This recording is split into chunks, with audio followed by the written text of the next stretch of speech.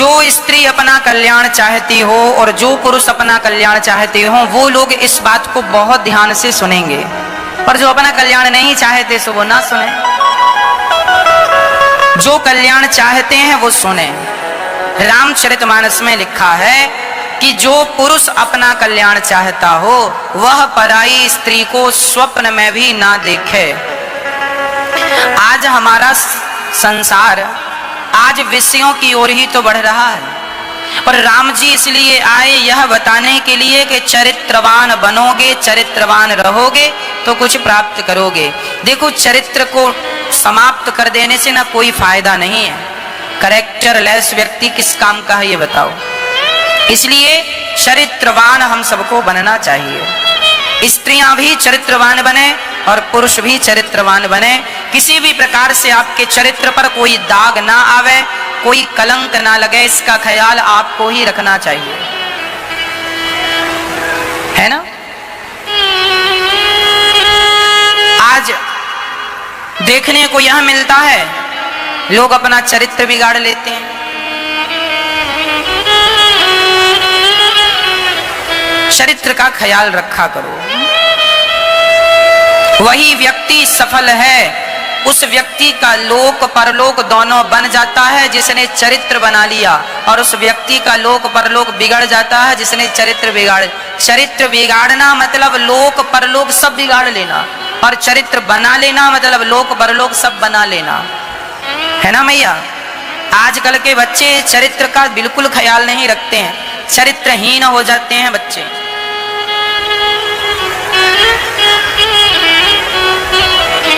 कितनी बार हमने आपको सुनाया है, समझाया है कि एक बार हम बंबई गए, मुंबई। वहां समुद्र के किनारे हमें किसी भक्त ने कहा, महाराज जी चलिए आपको समुद्र का दर्शन कराते हैं। समुद्र के किनारे हम गए तो हमने वहां बड़ा आश्चर्य देखा। वहां देखा हमने बहुत सारे लड़के लड़कियां वहां दूर पत्थरों पर बैठे थे। हमने पूछा, भैया ये क्यों बैठे हैं? आप लोग भी बंबई जाते हैं, समुद्र के किनारे देखते हैं। बड़े बड़े शहरों में अधिकांश जो बच्चे पढ़ने जाते हैं, स्कूल कॉलेज माँ बाप भेजते हैं, जाओ अच्छा पढ़ के आना। उनकी अच्छी वाली पढ़ाई कुछ ऐसी चलती नजर आती है। बैठे हैं समुद्र के किनारे, लड़की लड़कों के संग, लड़के लड़की के संग। पूछो भाई क्यों बैठे हो? बोले प्यार करते हैं महाराज जी, हम तो एक दूसरे से बहुत प्यार करते हैं। प्यार करते हैं सो बैठिए, आपको कोई प्रॉब्लम, आप चले जाओ यहां से। नहीं, हमें कोई प्रॉब्लम नहीं है। हमें क्या प्रॉब्लम? और हमें बस क्यों, किसी को कोई प्रॉब्लम नहीं। प्रॉब्लम आगे चल के आपको होनी है। माँ बाप जो कहते हैं वो इसलिए समझाते हैं, बेटा पढ़ लो, बेटा पढ़ लो। बच्चे कहते हैं नहीं पढ़ेंगे, क्या होगा? चलो, माँ बाप का क्या होगा? माँ बाप तो कह रहे हैं पढ़ लो। नहीं पढ़ोगे तो कल को आपको ही पश्चाताप करना पड़ेगा।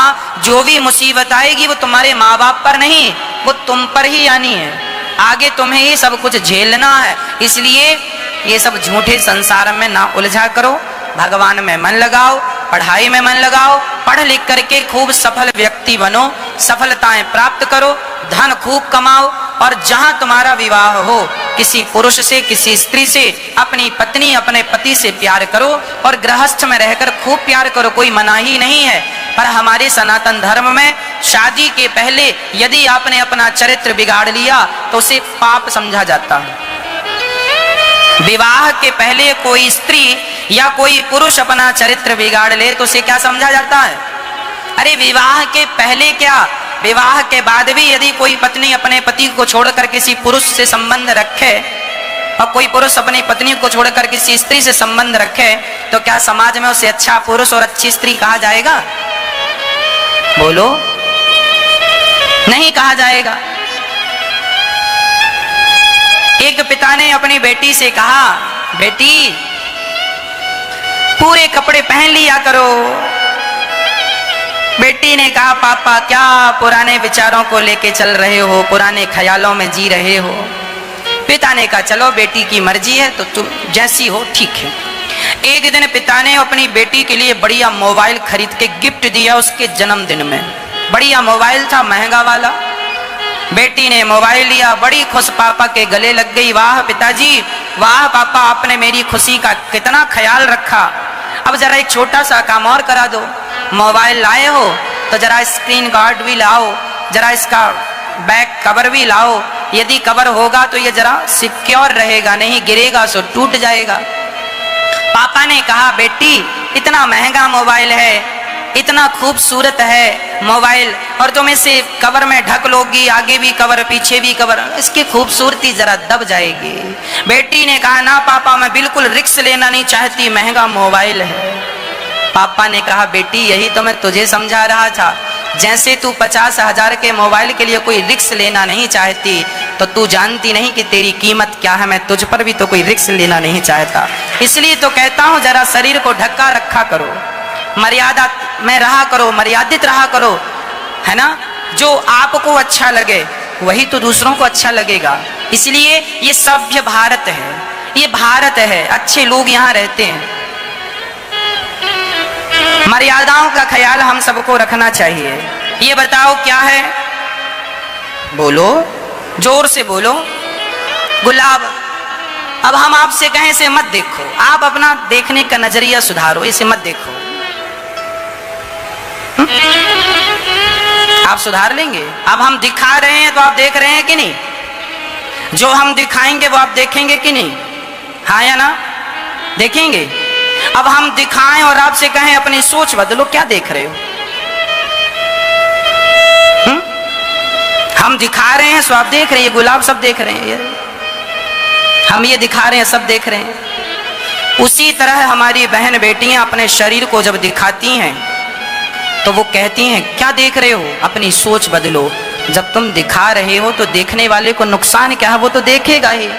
तुम क्यों नहीं अपनी सोच बदल लेती हो, तुम क्यों नहीं पूरा शरीर ढक के चलती हो? समाज में रहना है तो समाज के ढंग से रहना हम सबको सीख लेना चाहिए। अब हम ये गुलाब दिखा रहे हैं और आप कहें कि आप अपनी सोच बदलो, इसका मतलब हम जरा समझदार नहीं है ना। इसलिए आज हम देखते हैं माँ बाप भी लापरवाही करते हैं, अपने बच्चों को, अपनी बेटियों को बहुत छोटे छोटे से कपड़े पहना देते हैं। हमें प्रॉब्लम नहीं है, ना तो आप हमसे पैसे लेके पहनाते हैं, आप पहनाएं या ना पहनाएं हमें कोई प्रॉब्लम नहीं है, पर जरा हमें देखने में अच्छा नहीं लगता है ना।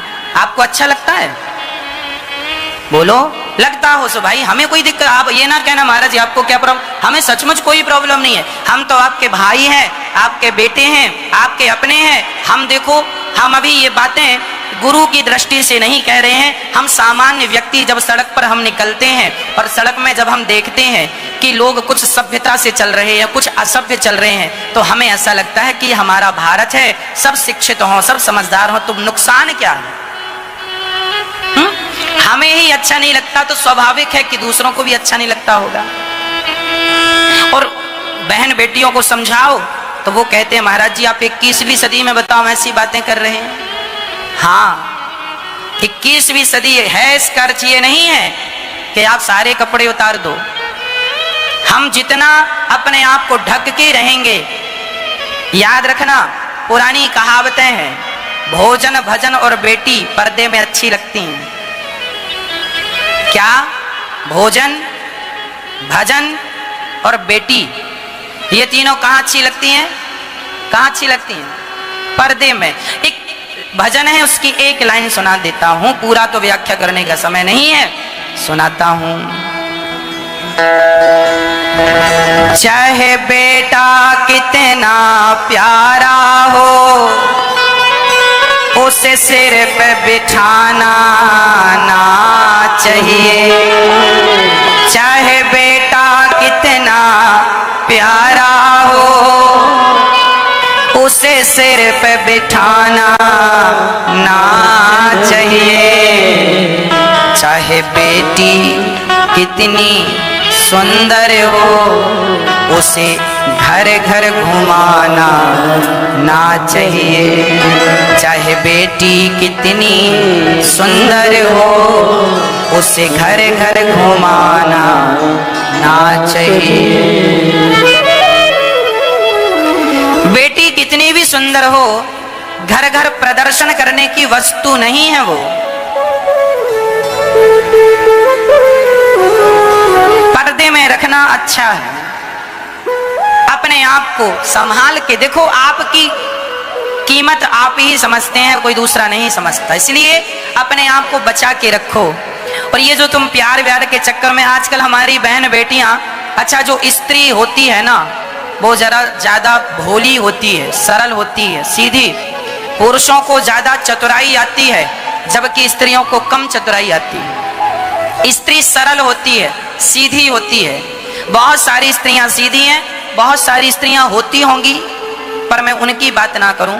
मैं तो भोली भाली स्त्रियों की बात करूं। जो लड़की होती है, स्त्री जात होती है, यह पुरुषों से ज्यादा भोली होती है। भोलापन में ज्यादा, सरल जिसे कहते हैं, सहज जिसे कहते हैं।